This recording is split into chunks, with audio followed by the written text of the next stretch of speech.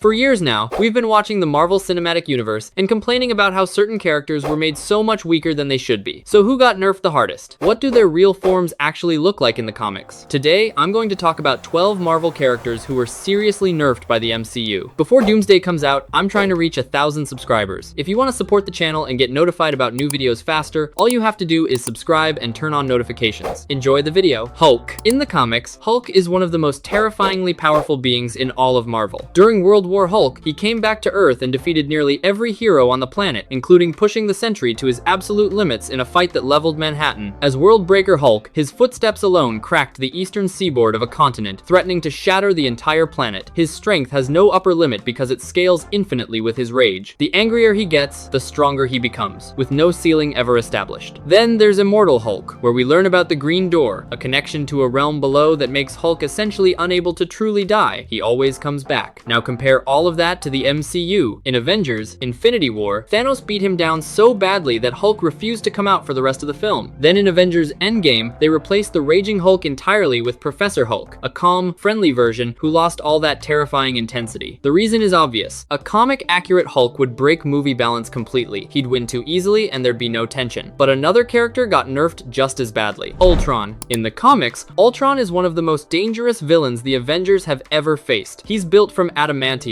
making his body virtually indestructible. He can transfer his consciousness into any machine or network instantly, meaning destroying one body accomplishes nothing. During the Age of Ultron storyline, he actually conquered the entire planet, wiping out most of Earth's heroes and ruling over the remains of civilization. He's defeated the Avengers multiple times, and every time they manage to stop him, he comes back smarter, stronger, and more ruthless than before. He once even took control of an entire alien empire, the Phalanx, and used it to wage war on a cosmic scale. Now look at what the MCU gave us. In Avengers: Age of Ultron, released in 2015, he was introduced and destroyed in the same film. His body wasn't adamantium, just vibranium mixed with a design that could be torn apart. He cracked jokes, got emotional, and was ultimately beaten by the combined efforts of the team without ever feeling like a real extinction-level threat. The comics version is a nightmare that keeps evolving. The MCU version was a one-movie villain who never reached his true potential, and the next character suffered a very similar fate. Vision. In the comics, Vision is an incredibly powerful Avenger who can hold his own against some of the strongest beings in Marvel. He can alter his density so dramatically that he becomes either completely intangible or so dense that he rivals the hardness of diamond. At full density, he's traded blows with characters as powerful as Wonder Man and even held off Ultron in physical combat. He can also phase his hand into an opponent's body and partially solidify it, which is an instantly lethal move he's used on multiple occasions. He once single-handedly took control of the world's computer systems and nearly reshaped global civilization. In the MCU though, he spent most of his screen time being injured or needing rescue. In Captain America: Civil War, he accidentally shot War Machine out of the sky. In Avengers: Infinity War, he was stabbed early and spent the entire film weakened and running. He died twice without ever really showcasing the incredible power he has in the source material. The MCU treated Vision as fragile, but in comics, he's anything but. And the same is true for the next character, Scarlet Witch. In the comics, Scarlet Witch isn't just powerful. She's one of the most dangerous beings in the entire Marvel universe. Her chaos magic allows her to rewrite reality itself on a fundamental level. During the House of M storyline, she created an entirely new reality where mutants were the dominant species. And when that reality collapsed, she simply said 3 words: no more mutants, and depowered over 90% of the mutant population worldwide in an instant. She's also defeated cosmic level beings and warped reality across dimensions. The MCU did give her significant power, especially in WandaVision in 2021, where she created and controlled an entire false reality, and in Doctor Strange in the Multiverse of Madness in 2022, where she tore through Kamar-Taj and killed multiple sorcerers. But even at her MCU peak, she was still far below her comic potential. A fully comic-accurate Scarlet Witch would break movie balance completely. She could win any conflict instantly by simply rewriting reality, and no villain would ever pose a real threat. Speaking of characters held back, here's another one: Drax. In the comics, Drax the Destroyer was literally created for one single purpose: to kill Thanos. He wasn't born naturally. Thanos killed a human named Arthur Douglas, and the cosmic entity Mentor, along with Kronos, took Arthur's spirit and placed it into a powerful new body designed specifically to hunt and destroy the Mad Titan. In his original form, Drax had super strength on a cosmic level, energy projection abilities, and the power of flight. He could go toe-to-toe with Thanos in direct combat, and in one famous moment, he actually punched his fist straight through Thanos' chest and ripped out his heart. He's tangled with the Silver Surfer and traded blows with some of Marvel's heaviest hitters. Now look at the MCU version. Starting in Guardians of the Galaxy in 2014, 2014, Drax was turned into comic relief. He's strong, sure, but he struggled against far weaker opponents and never once felt like a genuine threat to Thanos. His cosmic origins were removed entirely, replaced by a simpler backstory. He became the guy who makes jokes about standing still and not understanding metaphors. It's entertaining, but it's a massive nerf from his true comic self, and the next character was arguably treated even worse. Cyclops. In the comics, Cyclops is one of the most formidable and respected leaders in all of Marvel. His optic blasts aren't lasers, they're concussive force beams drawn from a pocket dimension, and their power output is enormous. He's blasted through Sentinel robots, held off the Juggernaut, and at full power, he can level an entire city block with a single sustained blast. Beyond raw power, Cyclops is a tactical genius. He's led the X-Men through wars, alien invasions, and near-extinction events, often outmaneuvering opponents who were far more powerful than him through sheer strategy. During the Avengers vs. X-Men event, he even became the host of a portion of the Phoenix Force. He once held back his full blast to protect others, but when he cut loose, even heavy hitters like Mr. Sinister and Dormammu had reason to worry. In the earlier Fox X-Men films, Cyclops was pushed to the background. He was overshadowed by Wolverine, given minimal screen time, reduced to a bland supporting role, and killed off carelessly in X-Men: The Last Stand in 2006. The MCU hasn't yet introduced him, but the Fox era established a frustrating pattern of sidelining one of Marvel's greatest leaders, and another mutant on this list got a very different but equally unfair treatment: Quicksilver. In the comics, Quicksilver is one of the fastest beings on Earth. His top speeds reach beyond Mach 10, and in some storylines, he's moved so fast that time essentially froze around him. He can create cyclones with his arms, vibrate through solid matter, and deliver thousands of strikes in seconds. He once ran across an ocean without sinking, and has outpaced advanced missiles and energy blasts. Beyond speed, he's been a long-standing Avenger and a complex character torn between his loyalty to Magneto, his father in many storylines, and his desire to be a hero. In the MCU, Quicksilver appeared in Avengers: Age of Ultron in 2015 and was killed off almost immediately. He got a brief showcase of his speed, but nothing close to his comic potential. He ran fast, pushed people out of the way, and then died from bullet wounds, something that shouldn't even be possible for someone at his real speed level. The Fox version gave him better speed sequences, but the MCU didn't even give him a real chance to exist, and the next character was treated even more disappointingly: Jean Grey.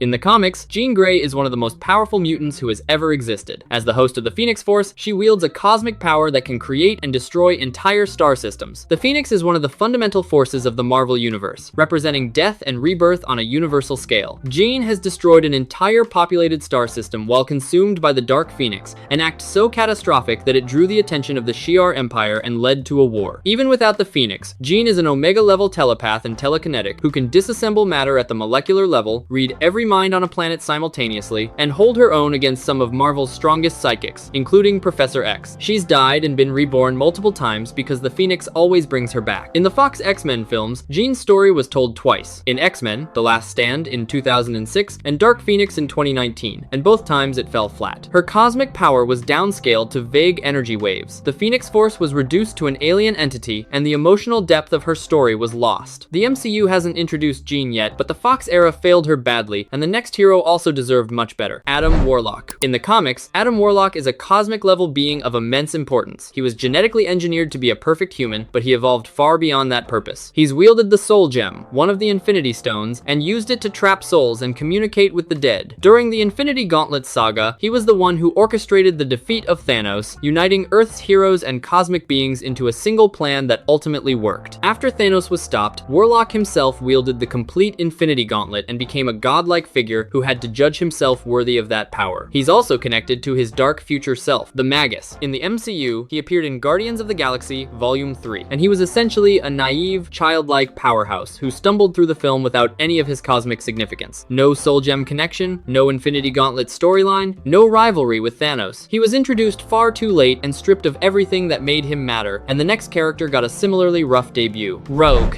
In the comics, Rogue is one of the most powerful members of the X-Men. Her ability to absorb powers and memories through skin contact is already dangerous on its own, but what makes her truly formidable is that she permanently absorbed the powers of Carol Danvers. That gave Rogue superhuman strength capable of trading punches with beings like She-Hulk, the ability to fly at incredible speeds, and near invulnerability. She's been a frontline powerhouse for decades, fighting Sentinels, standing up to apocalyptic level threats, and serving as a team leader. She once absorbed the powers of multiple heroes and villains simultaneously during battles, temporarily becoming one of the strongest beings on the planet. She even held her own against the likes of the Juggernaut. In the Fox X-Men films, Rogue was introduced as a scared teenage girl whose primary storyline across 3 movies was about wanting to get rid of her powers. She never never absorbed Carol Danvers' abilities, never flew, never exhibited super strength, and never fought on the front lines in any meaningful way. She was reduced to a damsel in need of rescue. The Fox film stripped her of everything that makes comic rogue a powerhouse, and the next character on this list lost just as much. Kang. In the comics, Kang the Conqueror is one of Marvel's most dangerous and complex villains. He's a time traveler from the future who has conquered entire timelines, ruled empires spanning thousands of years, and fought the Avengers across multiple eras of history. What makes him truly terrifying is that there are countless variants of him across the multiverse, each one a threat in their own right. He's gone to war with himself, with other Kangs forming councils and alliances just to manage the chaos. He's fought cosmic beings, manipulated the time stream to erase threats before they're even born, and brought future technology so advanced that it rivals anything in the Marvel universe. He once conquered the entire planet in the Kang Dynasty storyline and held it. In the MCU, Jonathan Majors portrayed the character starting with Loki in 2021, and while He Who Remains was intriguing, the Kang we got in Ant-Man and the Wasp, Quantumania in 2023 was defeated by ants. The multiversal threat was set up and then dismantled due to behind-the-scenes issues. The character never reached his comic-level menace on screen, and the final character on this list is one fans have debated for years. Spider-Man. In the comics, Spider-Man is far more capable than the MCU has shown. His spider sense is a near precognitive danger detection system that lets him dodge bullets, avoid ambushes, and react to threats before they happen. He's fast enough to evade automatic gunfire at close range and has reflexes that put him alongside some of Marvel's quickest fighters. His strength level lets him lift around 25 tons in most versions. He's regularly beaten foes far above his weight class through a combination of raw power, genius-level intellect, and creativity. Peter Parker built his own web shooters, created his own suits, and has outsmarted villains like Dr. Octopus and Norman Osborn repeatedly. In the MCU, starting with Captain America: Civil War in 2016, Spider-Man was heavily dependent on Tony Stark's technology. His suits were designed by Stark, his AI systems were given to him, and much of his arc revolved around needing a mentor. His spider sense was barely shown until much later, and his scientific genius was downplayed significantly. The MCU made him a protege instead of the self-reliant hero he truly is, and that's a significant departure from the source material. Which character disappointed you the most because of how badly they were nerfed? If you like this video, hit that like button, and if you're not subscribed yet, don't forget to subscribe and turn on notifications. See you in the next one.